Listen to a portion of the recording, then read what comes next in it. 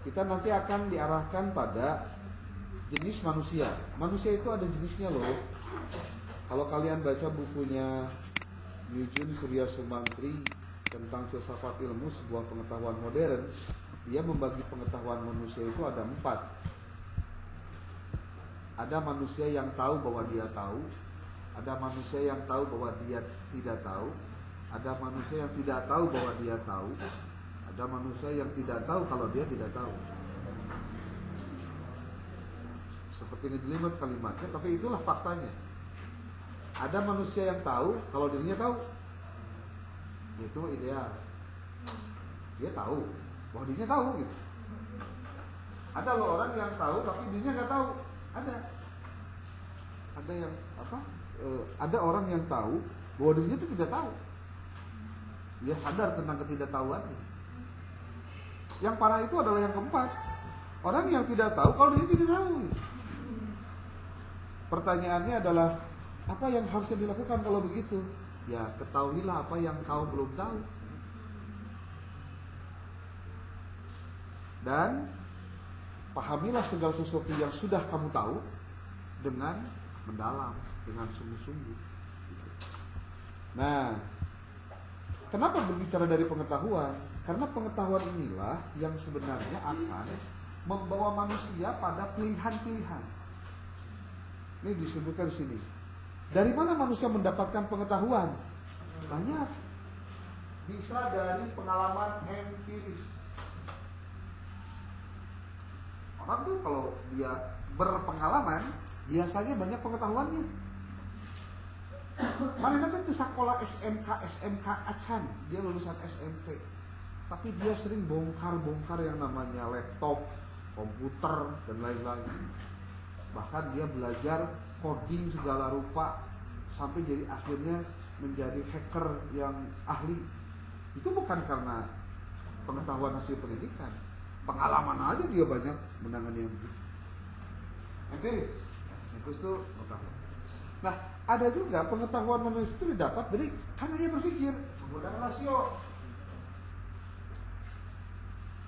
Ceritanya lain kalau menggunakan rasio, berarti dia banyak memikirkan hal-hal tertentu nih. Yang kemudian dari cara berpikir empiris dan rasio inilah maka manusia itu memiliki banyak pengetahuan. Bagaimana cara manusia kemudian menyimpulkan dan menyimpulkan? Nah, itu ada juga caranya. Nanti yang kamu harus gali itu adalah ini nih istilah-istilah yang akan disampaikan di sini. Kenapa sih manusia itu kok dari dapat pengetahuan empiris dan rasio? Karena manusia itu ingin mendapatkan kebenaran. Manusia itu makhluk pencari kebenaran. Kalau dia belum tahu yang benarnya, dia harus cari. Dan makanya kebenaran manusia itu disebutnya kebenaran positif. Apa itu kebenaran positif? Kebenaran yang bisa jadi hanya berlaku di waktu itu, di tempat itu. Itu hukum yang disebutkan hukum positif itu. Hukum yang berlaku di waktu itu dan di zaman itu. Boleh jadi dia berbeda waktu, berbeda juga apanya? Hukumnya, berbeda juga kebenarannya. Persis dulu ketika bicara orang, apa sih zat yang paling kecil? Oh, katanya atom. Oh, bukan partikel. Oh, bukan molekul, dan seterusnya. Itu perkembangannya sampai hari ini masih terus berlanjut. Nggak ada ceritanya kebenaran itu mutlak, ya kecuali kebenaran tentang Tuhan. Ada cerita. Kebenaran yang dimaksud ketika manusia mencari kebenaran itu dalam rangka apa? Kenapa? Karena manusia adalah pencari kebenaran. Yang keduanya, karena manusia itu adalah makhluk yang curiosity, punya rasa ingin tahu yang tinggi. Curiosity. Yang nanti dicobaan, yang nanti dilakukan, itu manusia. Makanya kalau ada manusia yang, ayo tuh gitu, udah, mandi aku, males ah, mandi ki males, kok masih, ya nggak punya curiosity, susah gitu, ya. Nah, cobalah kamu nanti baca buku Gulo ini, cari oleh kalian definisi-definisi yang akan disebutkan sekarang.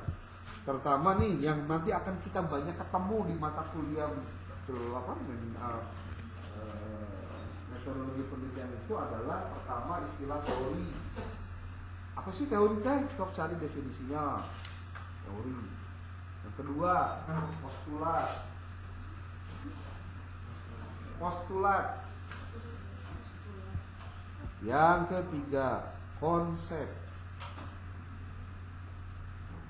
Carilah definisi-definisinya. Baca bukunya. Minimal kamu ngerti nu diomongkeun teh naon gitu. Ulah ketika kamu ngomong teh HD, ngomong teh siga nu wah ngawang-ngawang, tapi teh nyaho artina. Kemudian, kenapa membahas tentang teori, postulat, dan konsep ini menjadi penting? Karena inilah yang akan membawa pada pemahaman-pemahaman tertentu dalam metodologi penelitian. Nah, penjelasannya nanti saja itu mah dari buku tinggal dibaca. Yang namanya ilmu itu punya naon tah? Teori ya, teori. Teori itu punya fungsi, dan ini fungsinya biasanya sok disaruakeun jeung fungsi ilmu. Ada yang disebut dengan, nah ini ada di sini disebutkan. Ada 3 fungsinya. Pertama adalah eksplanatif.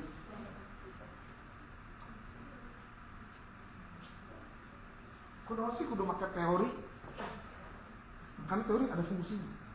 Termasuk ini untuk citasi itu pengutipan, termasuk untuk definisi ilmu.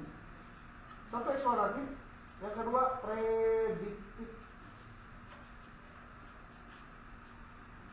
Yang keempat kontrol. Kontrol. Fungsi teori. Dan kita akan selalu menggunakan istilah teori ini ketika membahas metodologi penelitian, ngebahas variabel, mungkin ngebahas kuantitatif, kualitatif, itu pasti ngomongin teori. Makanya pahami dulu definisi ini dengan benar. Nah, kita lihat sesuatu deh. Ilmu pengetahuan itu terdiri atas seperangkat teori dalam bidang tertentu. Berarti teori banyak pasti. Dengan teori itu kita dapat membaca kenyataan. Kenyataan itu dalam istilah lainnya realitas. Ini kenyataan. Nah, kenyataan itu sifatnya empiris. Apa empiris maksudnya? Ada dalam ranah pengalaman manusia. Itu empiris.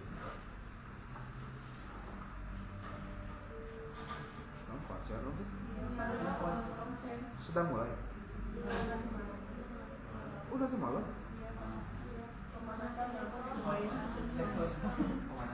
Saat beda. Bedouin. Oke. Fakta empiris nih. Nah, nanti ada lagi fakta. Ini tok tulis lagi kita cari di definisinya. Fakta, fact. Beda fact dan fact gitu dah, beda. Walaupun bahasa anak sarua, tapi maksudnya lain kan deh. Kalau kita fun fact ya, fun fact maksudnya non. Iya, fakta ini sudah. Tapi lamun ayeuna fact yang dimaksud adalah palsu, bohong, pura-pura, ini fact ini. Aya deh, tapi apa mah fak we. Ini artinya macam-macam dari mulai yang sederhana sampai yang kasar aja deh. Ya. Tapi jangan ngomongin fak di depan orang barat ya. Dilanggar. Nih, fakta empiris yang sama dapat diceritakan ke beberapa orang dengan cara yang berbeda-beda sesuai dengan kacamata maksudnya. Teori yang mereka pergunakan. Coba perhatikan baik-baik.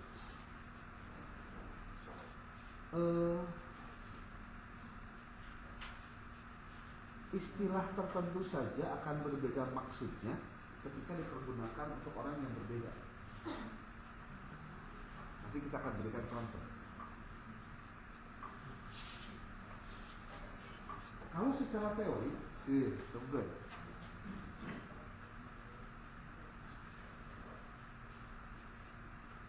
Kalau banyak anak, itu bakal bikin susah. Teorinya ya, logikanya sederhana. Satu anak ada beban, Satu istri itu beban. 2 anak pasti beban. 3 anak lebih beban lagi. Logikanya kan sederhana. Berarti makin banyak anak, maka makin susah hidupnya. Salah tuh teorinya. Itu salah. Anda jangan menyalahkan teori itu, memang faktanya begitu. Karena teori ini diambil dari faktanya.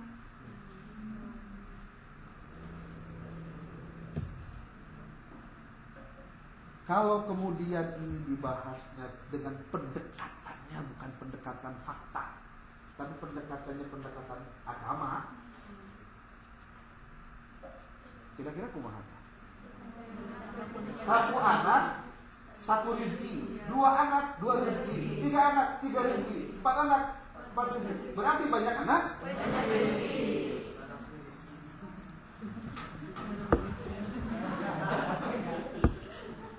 Nyambung gak? Cek teori rupiah, nyambung. Lu iya benar gak? Benar. Itu salah. Dua juga gak salah. Karena dia digunakan dengan kacamata sesuai teori yang mereka gunakan.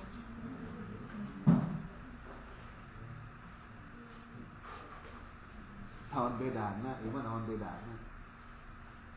Ecek orang NU pantal kulit lagi jeung awe batal.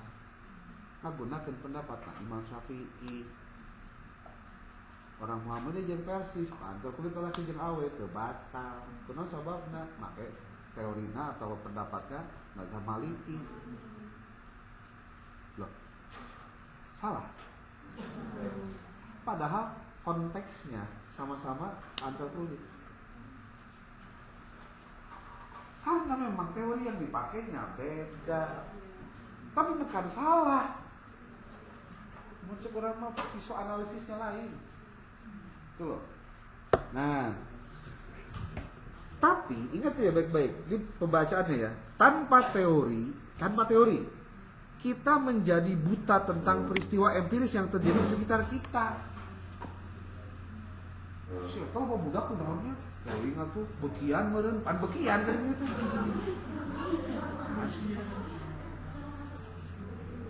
Nah, sebaliknya nih. Coba tanpa itu diprewadapakan ari buku gratisan kieu tah. Saya masalah. Tapi tanpa dihadapkan dengan peristiwa-peristiwa empiris, suatu teori akan menjadi lumpuh. Artinya antara teori dan peristiwa empiris itu perlu, artinya gini, kita itu bisa mengetahui sesuatu kalau ada yang bisa menjelaskan itu naon. Contoh, codong, naon codong? Mendung nih, hujan kali ya. Cek teori nama bakal hujan, tapi cek penyanyi mah lain. Ayah penyanyi Malaysia, kamu cari di YouTube, mendung tak berarti hujan. Hah? Masa sih saya nyanyiin? Nanti kamu nyawer ke apa? Kenapa orang bisa menyebutkan bahwa peristiwa mendung itu bisa jadi hujan? Karena memang teorinya begitu. Dan bisa dijelaskan secara ilmiah. Tapi kalau kita nggak ngerti teorinya, orang akan mengambil kesimpulan yang salah. Contoh. Saya slide-nya lupa lagi di mana nyimpennya. Ada orang, ngarang si Amir jadinya, ada namanya si Amir, anak kecil, sakit perut.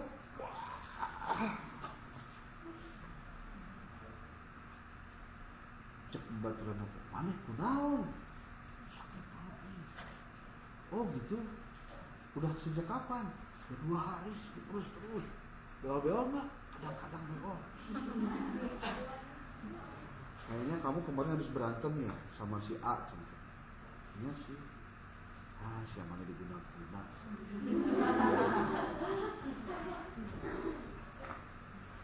Kenapa ngambil kesimpulannya begitu? Kenapa ngambil kesimpulan begitu?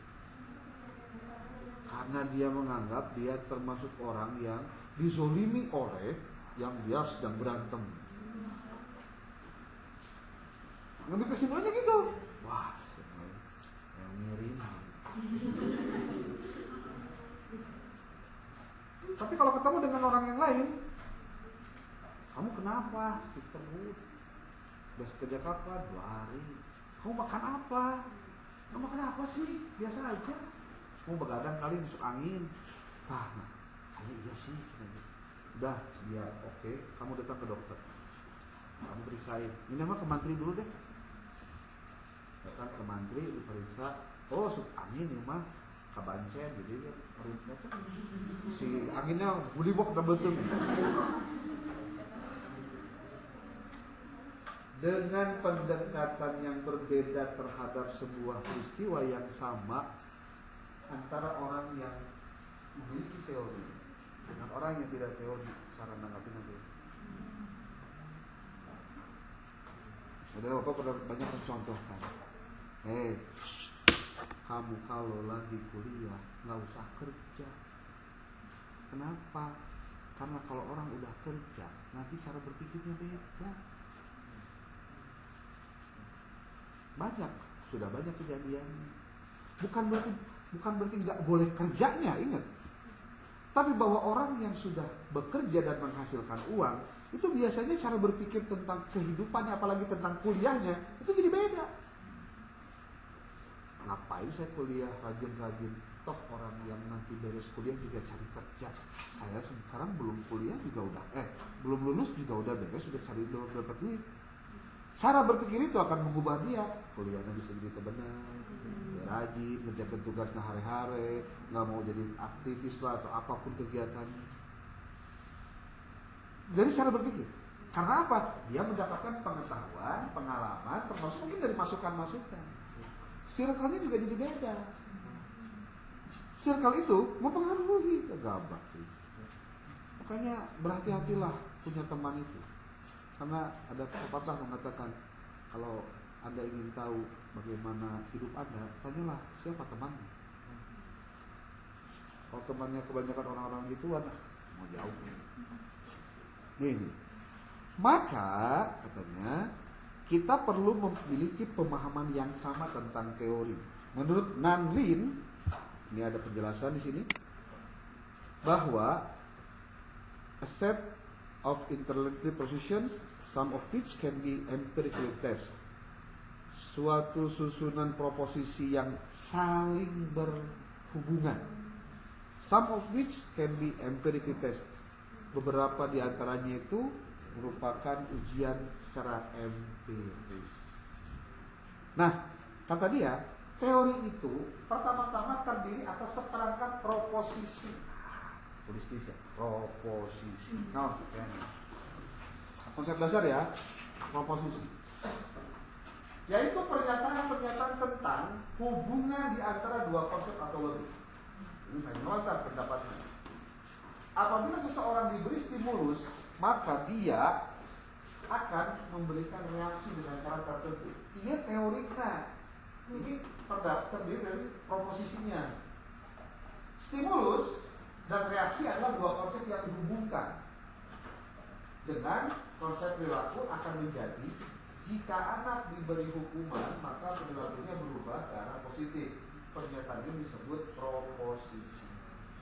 Jadi proposisi teh pernyataan 5. Proposisi adalah pernyataan tentang hubungan di antara dua konsep atau lebih. Sehingga tadi, jika banyak anak maka akan banyak beban. Hidup akan makin sulit. Cek teori BKKBN. Tapi lamun menggunakan bahasa teorinya dalam konsep agama, sebutlah agama Islam ayat teorinya. Makin banyak anak, makin banyak rezeki. Eta dua konsep dah, anak dan rezeki. Suatu teori terdiri dari, Ingat kan? Tadi proposisi pernyataan hubungan antara dua konsep atau lebih. Sekarang apa itu teori? Teori itu terdiri atas seperangkat proposisi yang saling berkaitan. Bedaan ya.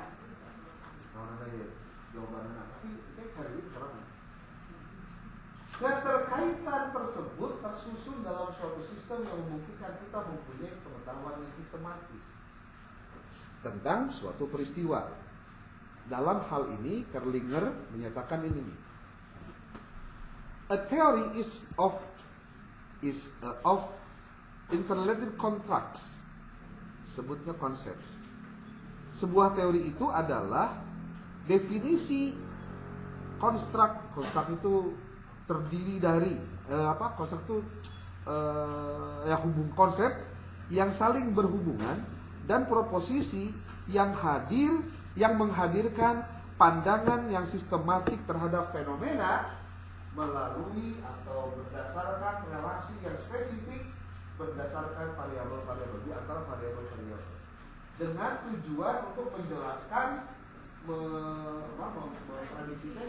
meramalkan dari fenomena. Jadi dengan teori kita bisa menjelaskan, explaining the phenomena atau the predicting of the phenomena. Paling tidak, kalaupun nggak bisa menjelaskan, bisa memprediksi. Tapi lain dukun, kadek. Beda. Pentingnya kita berteori pengetahuan karena yang tadi akan disebut dengan konseptualisasi masalah pendidikan itu awalnya dari situ. Nah, masing-masing proposisi atau definisi atau konsep saling menerangkan sehingga kita memperoleh gambaran yang bulat dan itu tentang sebuah peristiwa. Hakikatnya sebuah peristiwa itu adalah potongan-potongan dari pengetahuan yang orang itu tergantung mau menyusunnya jadi apa gitu. Contoh kasus, kalau kamu melihat ada kejadian,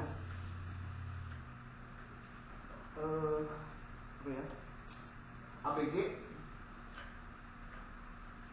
hamil di luar nikah, itu kira-kira apa yang bisa kamu gambarkan, explaining the fenomena? Apa teori yang bisa menjelaskannya? Ada apa dengan kejadian ini? Hah? Bisa pergaulan bebas, apalagi? Hah?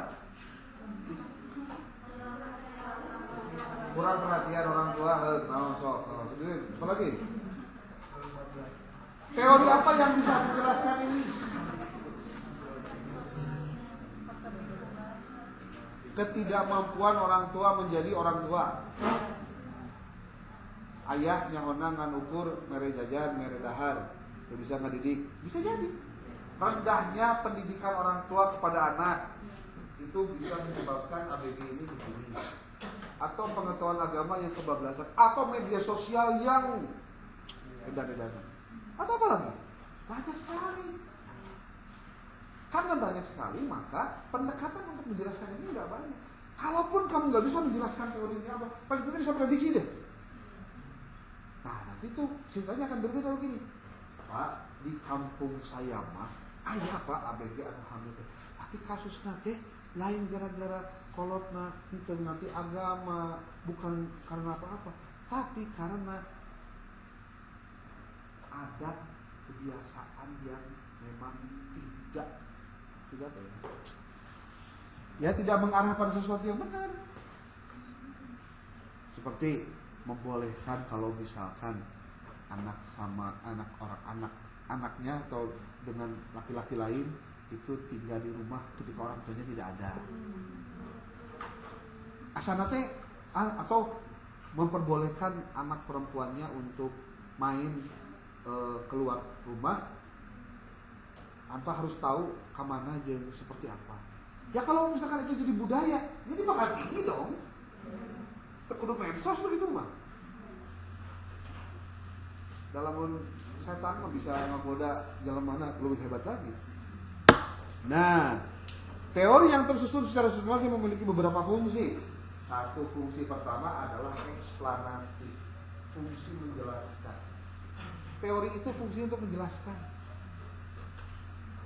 Jadi kalau bahasa saya gini, kalau Anda nggak tahu kenapa Anda sekarang kayak gini, jangan-jangan Anda itu kurang teori dalam hidup. Atau kadang-kadang suka ada yang begini, terlalu loba teorinya jadi tadi gawean kabeh.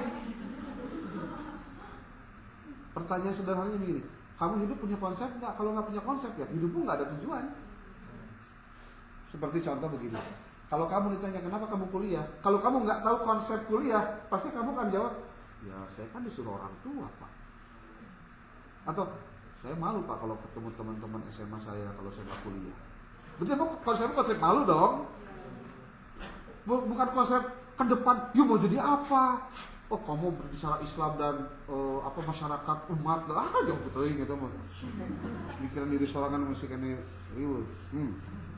Eksplanatif. Yang kedua adalah fungsi ini nih, prediktif, fungsi peramalan. Jika suatu teori dapat menjelaskan hubungan, kalau teori dapat menjelaskan hubungan antara pendidikan dengan pendapatan masyarakat, maka ia pula dapat memperkirakan tingkat pendapatan suatu masyarakat dengan perkembangan pendidikan tertentu. Simple. Jadi kalau misalkan di sebuah tempat, di sebuah lokasi, tingkat pendidikan itu ternyata meningkatkan pendapatan di masyarakat, maka kita bisa memprediksi juga bagaimana tingkat pendapatan di sebuah masyarakat yang perkembangan pendidikannya maju, contohnya. Ada penjelasan langit mendung awal. Jika langit mendung, eksplanasi bersifat positif, tapi prediksi bersifat probabilitas. Probabilitas itu artinya kemungkinan-kemungkinan. Langit mendung adalah fakta, kenyataan yang dapat diukur sesuai dengan yang positif karena adalah sudah terjadi. Benar nggak? Iya dong. Tetapi hujan turun masih bersifat kemungkinan, belum tentu terjadi. Makanya mendung tak berarti hujan. Tapi kalau mendung kemudian bisa jadi hujan, it's fine. Gitu loh. Tapi lamun mendung tapi itu hujan-hujan, ya pastikan itu bersifat probability, kemungkinan-kemungkinan. Nah, prediksi katanya dengan sifat yang probabilitas ini dapat diterapkan dalam 3 jenis situasi itu. Jadi pahami dia cabang deui, cabang anakan deui terus gitu. Makanya cara berpikirnya perlu dibenahi dulu. Yang pertama adalah untuk waktu yang akan datang. Pengetahuan kita terhadap waktu yang akan datang itu penting untuk dipelajari. Kenapa penting dipelajari? Supaya kita tahu bagaimana urutan dari cara berpikirnya.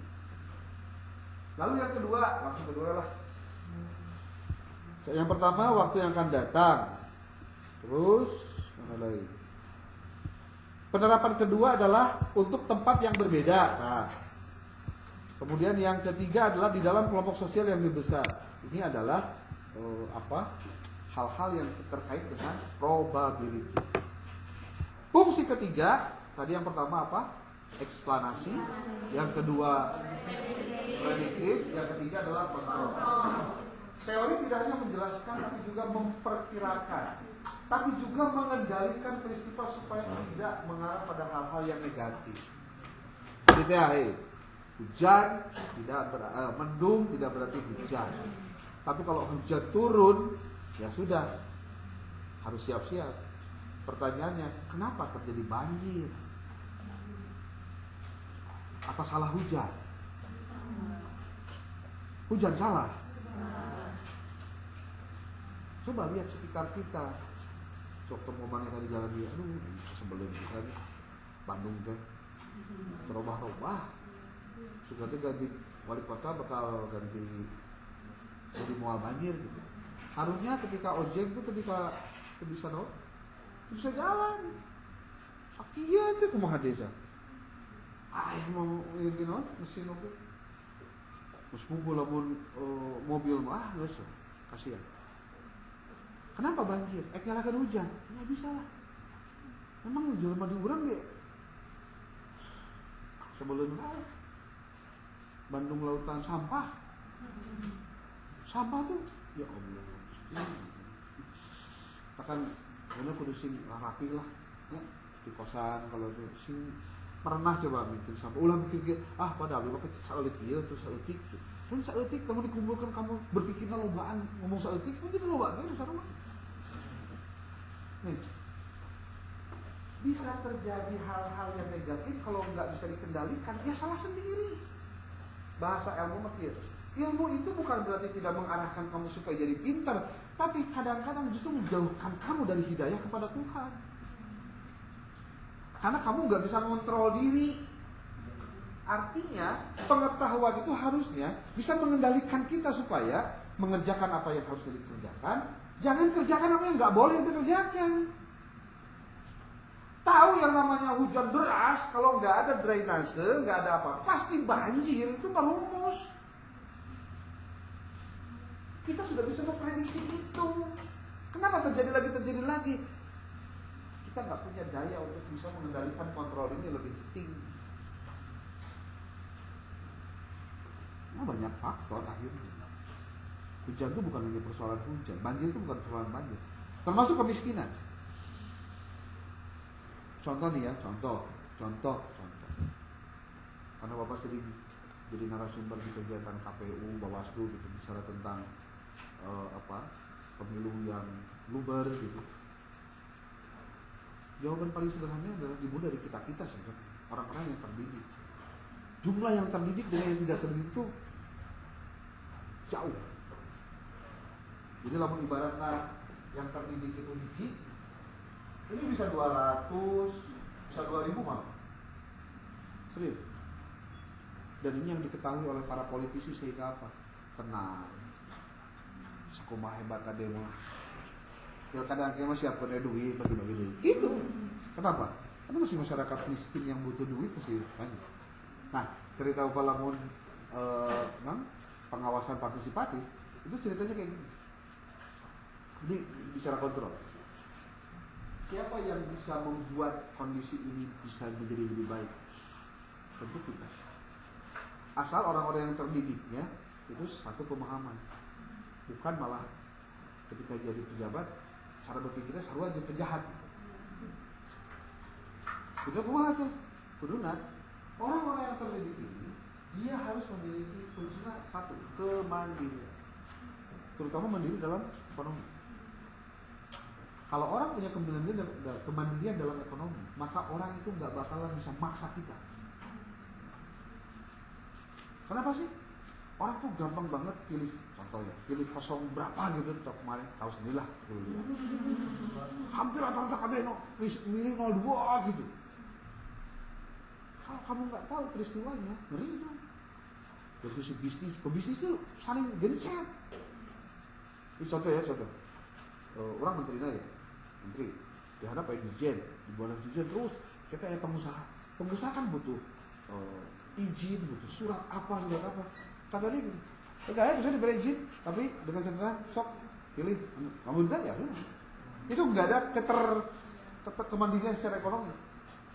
Karena dia masih ada urusan dengan yang begitu. Akhirnya kepaksa. Termasuk ketika owner pemilik, dia punya anak buah banyak. Contoh buka pegawainya 2000 contohnya. Itu bahasa dia. Bisa pada milih 0 hiji atau 0 tilu, mangga. Dan kita tinggal di sana milih. Tapi beres pemilu desain. Ini kan belum. Kumaha. Bisa, susah lah. Kepaksa jalan lagi. Dan itu faktual. Kamu ditanya, Pak, hoax gitu. Yang mana nonton TV wae sih? Coba sekali-kali mau datang ke jalanan rumah gitu. Karena kita tahu prosesnya. Ya waktu itu ya kata pasangannya juga begitu. Kenapa kok kita jadi tahu urusan begituan? Karena itu masih cuma nggak bisa dibuktikan. Karena kalaupun dibuktikan orang nggak mau speak up, gimana? Tuh, ini kontrol. Jadi kalau balik lagi, kalau kontrol itu kita yang harus tahu bisa memperkirakan apa yang terjadi atau tidak. Penjelasan lainnya mungkin baiknya kamu download buku ini, baca baik-baik. Kemudian nanti bisa kamu pelajari itu untuk nanti mengarah pada pembahasan tentang konseptualisasi masalah penyakit. Handphonenya balikin lagi, posting.